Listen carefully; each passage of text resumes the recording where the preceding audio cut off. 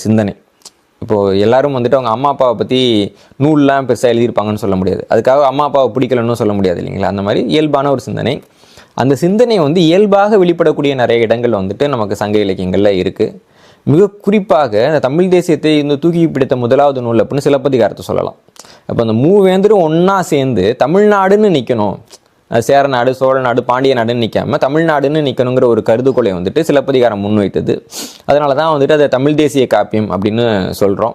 இன்னும் வந்து பார்த்திங்கன்னா ஒரு வழிபாட்டு ஒற்றுமையெல்லாம் தாண்டி ஒரு இன ஒற்றுமை வந்து மிக முக்கியமானது அப்படின்றத வலியுறுத்தணுன்னாலாம் நம்ம வந்துட்டு சிலப்பதிகாரத்தை பார்க்குறோம். அது இல்லாமல் இலக்கண நூல்கள் கூட வந்துட்டு அந்த உணர்வுல என்ன எழுதப்பட்டிருக்கு. இப்போ இளம்பூர்னர் வந்து தொல்காப்பியத்துக்கு உரை எழுதுகிறப்போ ஒரு உரை வந்து எப்படி எளிமையாக இருக்கணும், ஒரு கேள்வி பதில் மாதிரி எளிமையாக இருக்கணுன்றதை விளக்குறப்ப என்ன சொல்கிறாருன்னா, உன்னோட நாடு அப்படின்னு யாராவது கேட்டால் தமிழ்நாடுன்னு சொல்கிற மாதிரி இயல்பானதாக இருக்கணும் அப்படின்றாரு.